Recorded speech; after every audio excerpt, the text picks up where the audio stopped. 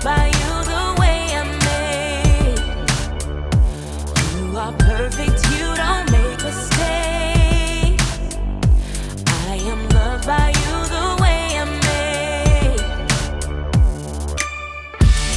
You made me on purpose, and I am not broken. You remind me of the truth that you have spoken over me. I am yours, I'm enough, I am loved deeper than the sea. You made me to be gloriously free.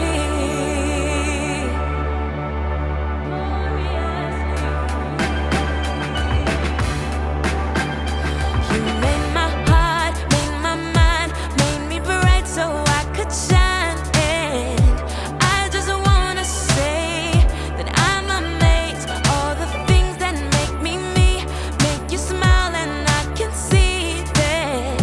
God, your love for me, your love for me. You are perfect, you don't make mistakes. I am loved by you the way I'm made. You are perfect, you don't make mistakes. I am loved by you the way I'm made. You made me on purpose, and I am not broken. You remind me of the truth that you have spoken over me. I am yours, I'm enough, that I am loved deeper than the sea. You made me to be. You made me on purpose, and I am not broken. You remind me of the truth that you have spoken over me. I'm enough, I am loved deeper than the sea. You made me to be gloriously free. Gloriously free. Yeah. Gloriously free. Free. Gloriously free.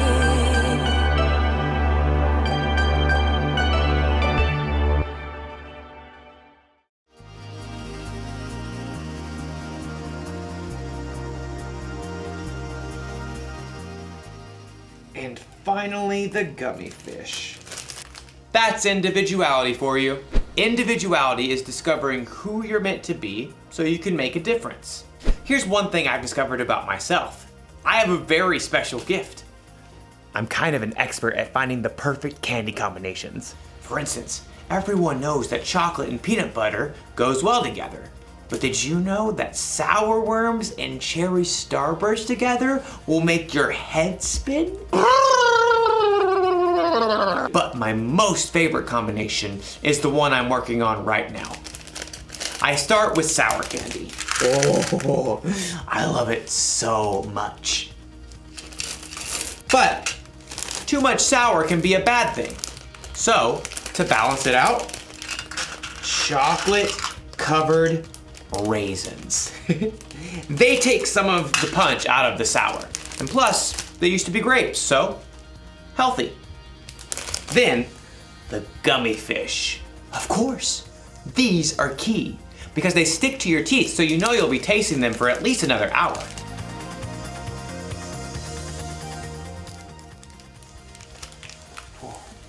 You see that? I used my gift of candy combining to really make a difference in my life. Now I have all these perfect little bags that I can enjoy for weeks to come. Or at least a couple of days. I'm going to eat so much candy. So much candy. I wonder if there's a better way for me to use my gift. One that won't make me sick or cost me a fortune at the dentist. You know, our story today is about a woman named Lydia. She had a very special gift too, and we're going to learn how she used it. So much candy. I'll see you soon. The Bible. It's 66 books of history, stories, letters, and poetry that fit together to form God's one big story. The epic adventure of how He created us and loves us so much that He made a way to rescue us. As we travel through the Bible, from Genesis to Revelation, we discover people who met God and found their lives changed forever. Now, for an amazing story, inspired by the book of Acts, chapter 16, verses 13 through 15. Lydia of Thyatira was a remarkable woman. Her city was known for its craftsmen, especially those who made and sold expensive purple dye. Take a look. I use only the finest snail shells. Though most successful people in business were men, Lydia learned the craft of purple dye. And when she traveled to the Roman city of Philippi, she set up a business selling rare, expensive purple cloth. Please note, we have lilac, plum, iris, lavender, and grape fabric laid out. And over here you'll find amethyst, eggplant, and orchid. Lydia had likely been raised to believe in many false gods, but in her heart, she knew there was something more. The Jewish people believe in just one God. What if they're right? The city of Philippi had laws against bringing any unknown religion into the city. But Lydia would meet outside the city gates on the riverbank with a group of women who believed in the one true God. Love the Lord your God with all your heart and with all your soul. Love him with all your strength. Lydia and the other women had never heard of Jesus. But as they began to seek God together, God sent a vision to someone else, the Apostle Paul, who was staying in the Greek city of Troas. Dream. It was so vivid. I saw a man standing right here begging me. He said, "Come over to Macedonia. Help us." Immediately, Paul and his friends set sail. Within a few days, they reached land and traveled to Philippi, one of the most important cities in Macedonia. So we just start by finding a synagogue of Jewish believers, right? I don't think there is a synagogue here. On the Sabbath, a day of worship, Paul and his friends went down to the river, hoping to find a place of prayer. Shall we gather at the river? Excuse me. Hi there. Do you wish to join us? We're praying to the one true God. Absolutely. There, by the river, Paul told the story of Jesus and how anyone who chose to follow Jesus could have a relationship with God that lasts forever. But this is amazing. This changes everything. The Lord opened Lydia's heart to believe every word of Paul's message. I wish to be baptized. At once. Not only was Lydia baptized, but she immediately shared the good news with her family and everyone who lived and worked in her home. And they too were baptized. Lydia gathered Paul and his friends. Do you consider me a believer in the Lord? If you do, come and stay at my house. We would be honored. As a successful businesswoman, Lydia's house was likely large and beautiful. We must meet here from now on. Lydia did not hesitate to give everything she had to the believers in the brand new church. And when Paul and Silas were later thrown in prison and then released, they immediately returned to Lydia's home to rest and prepare before they left the city. You must be brave. Of course we will. Don't forget to write. Later, Paul did write a letter to Lydia and others in the church of Philippi, and he remembered his time spent in Lydia's home and the church there with great joy. I thank my God every time I remember you. In all my prayers for all of you, I always pray with joy. I'm happy because you have joined me in spreading the good news. God began a good work in you, and I am sure that he will carry it on until it is completed. In everything she did, Lydia continued to use her gifts to help others.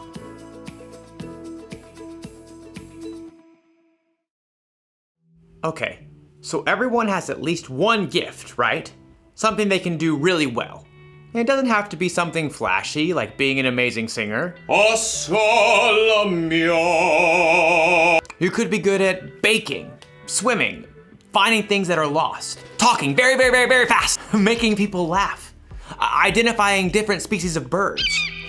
It's a blue-throated macaw. Lydia's gift was that she was good at business. She knew how to make money by selling things that people wanted. She sold purple cloth. I wonder if she sold a coat like this. Probably not. Whether you know it or not, you have a gift. You may even have more than one. But what your gifts are isn't as important as how you use them. Lydia used the money she made in her business to provide a place to stay for the Apostle Paul and his friends. She used her gifts to help others. And Jesus was constantly teaching people, healing people, and loving people. He used his gifts to help others too. That's what we should do. When we're good at something, we shouldn't just use it to help ourselves or to make ourselves look good. God gave us our gifts, and we should share them with other people. That's the one thing to remember today. Use your gifts to help others. So I think I'm gonna share these bags of candy instead of keeping them all to myself. And not only that, I bet I can use my gift to help other people find their favorite candy combinations. I could go into business like Lydia. Whew. This idea is making my head spin. I'll see you next time. Now, what candy goes well with Chick-a sticks?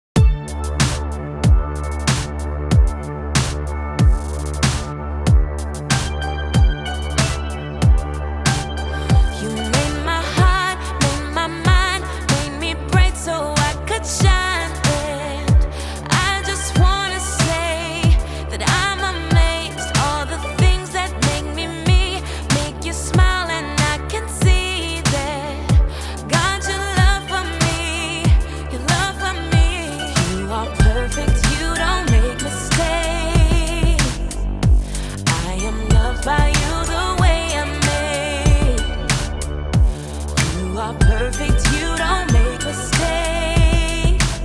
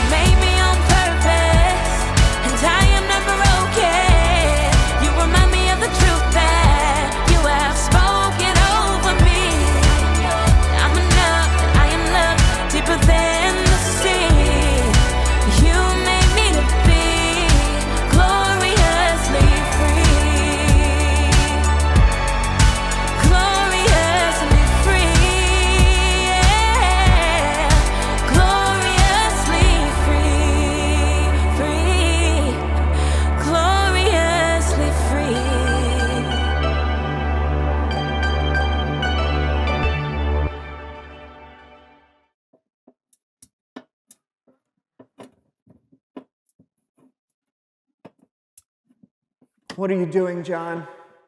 Oh, hey, buddy, I'm about to have some of this tasty treat. Oh, yeah? Eh? What is it? Green beans? No. Corn? No. Bean and bacon soup? Yuck, no. Black beans? No. Red beans? No. Pinto beans? No. Garbanzo beans? No. I give up. What is this tasty treat? It's candy.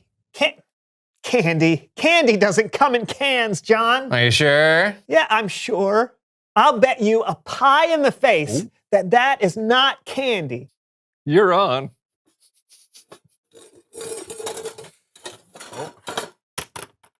Canned candy. I thought you said there was a tasty treat. Yep. Tasty, right? Yeah. Key lime, my favorite. Oh, mine too. Mm. Mm-hmm. Mm-hmm. Oh, nope. Right on the hairline. Mm.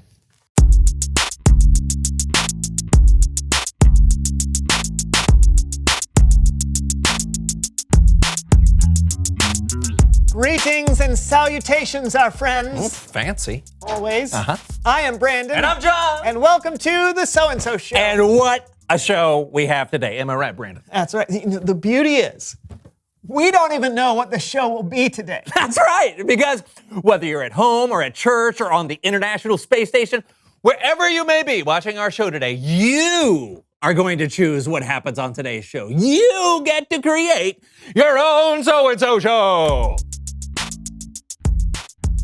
Okay, here's how it's going to work. We're going to do the show like normal, but whenever John and I have a choice to make, you're going to make the choice for us. All you have to do is cheer for the choice you want, wherever you are in the world, and we'll go with whoever cheers the loudest. You got it? Got it. I was talking to them. I got it. Okay, so let's start. John, how is your day going? Oh, so good. So good. My Aunt Suzette came for a visit this weekend, and she always brings me candy. Oh, that is good. Yeah. I want some candy. Do you have any left over? I don't know. Let me see. Ugh.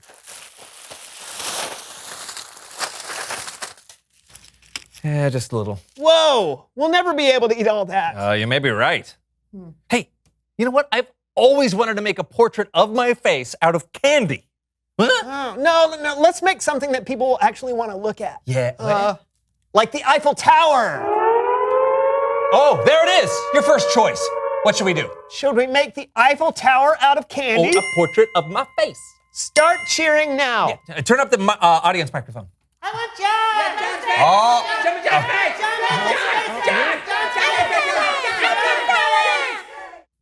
face! Okay, it sounds like you all want us to make a portrait of John's face out of candy.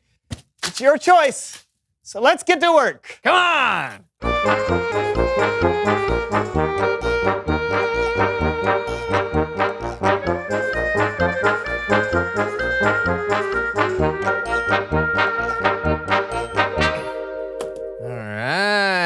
All right, here we go.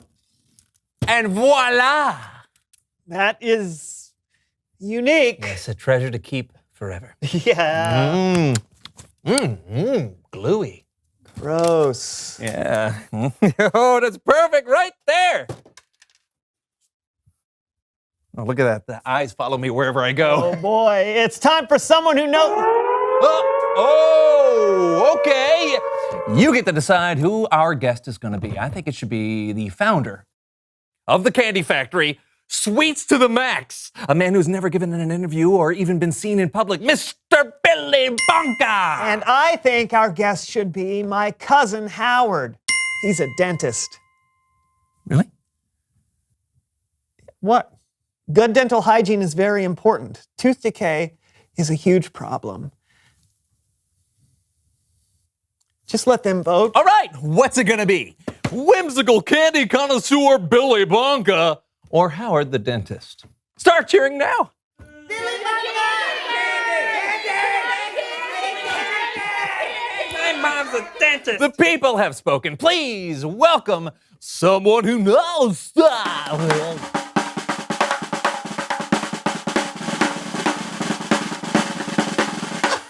Come on in. Welcome. Okay. Welcome. Oh, here. Ooh, let me get that. Awesome. Tell us who you are and what you know. Well, I'm Billy Bonker, and I own the largest candy factory in the world. It's amazing. I think so. So what do you love about candy? Oh, what's not to love? The sugary sweetness, the chocolatey chocolateness, the creamy caramel deliciousness. Yes! I love it all, yes. But what I love most about candy is the profit margins. The profit margins? Yes, let me just show you this candy bar. Yum! Graph. It's a bar graph for candy. As you can see, the actual cost of a chocolate bar is 11 cents, but we sell it for $2.50. And then with quality market research and kids focus groups, we are able to determine the right color packaging that will lead to the highest profit margins. Do you know what the key to any successful candy company is? Delicious candies? No. Variety. No. Strategic shelf space and positioning. The most profitable candies are the ones at the approximate eye level of an average-sized child. Children want what they see. It's really that simple. I think we're out of time. Are you sure? I have this delicious chocolate pie. Pie! Chart. It's a pie chart for chocolate. Thank you so much for being on the show today. Well, thank you for having me. Pie chart Oh, you can. Okay. Yeah. Yes. for chocolate.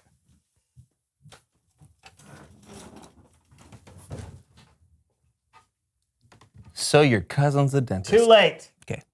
It's Bible story time with Kellen.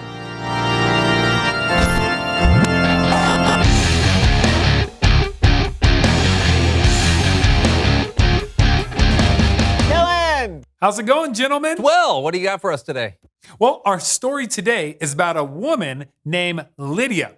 And to help me tell it, here. Oh, you get to choose how we tell the Bible story today. Okay, I shot a film version of the story. Or I can read it. Start cheering now.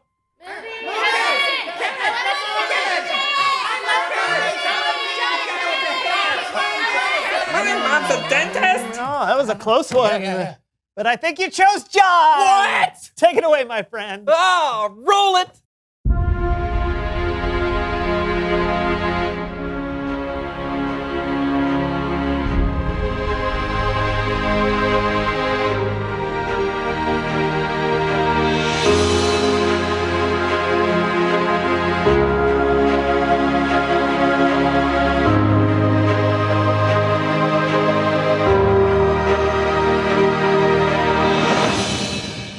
Let us go down to the river and see if we can find a place of prayer.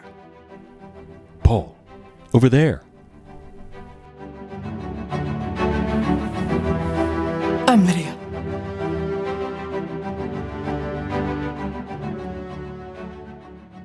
Let me tell you the message of Jesus. Yes, I believe this to be true. I want me and my entire household to be baptized.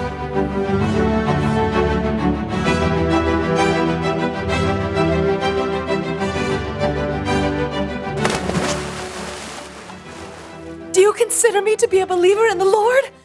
If you do, will you all come to stay at my house? Yes. Yay!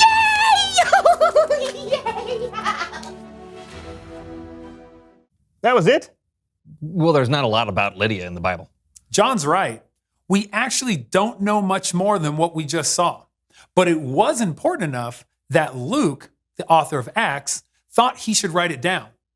And while we don't know a lot about Lydia, there are some really cool things we can guess based off what we know from history. Oh yeah, like what? Well, we know she sold purple cloth, and this region was known for its purple cloth. It was considered a luxury item. So there's a good chance that Lydia had a thriving business with lots of wealthy customers. Cool, so she was probably really good at her job. What else? Lydia was the first person we know of that became a Jesus follower in Philippi, the very first. And later on, when God miraculously broke Paul and Silas out of prison, do you know where they went? Where?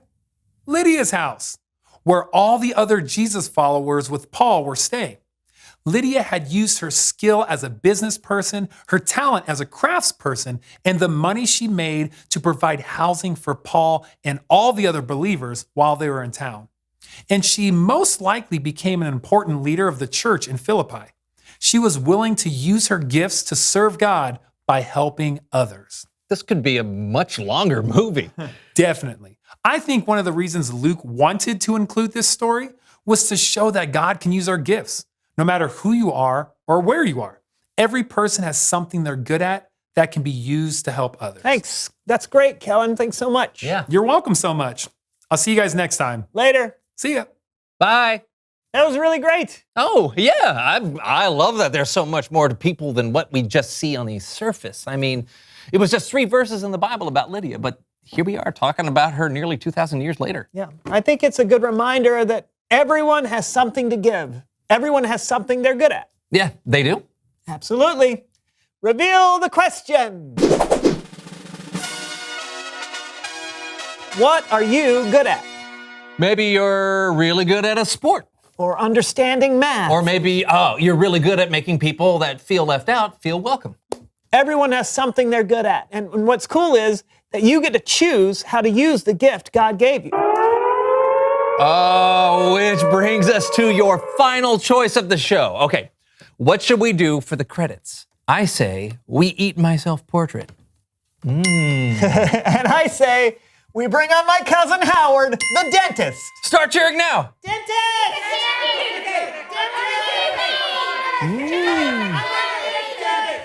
I can't tell who won. Let's do both. Yeah! See you next time on the So&So Show. Yeah, bye! It's tooth time! Yeah! You get a toothbrush! You get a toothbrush! You get a toothbrush! You get another toothbrush! Yeah. Floss time! One for you! One for you! 'Cause I got some tongue scrubbers! Scrub your tongue! There's top pocket floss right here! Whoa. You got top pocket floss! That gets all of the little gremlins out! Tongue brush, tongue scrubber! Yeah! I gave myself a cut. I ran out.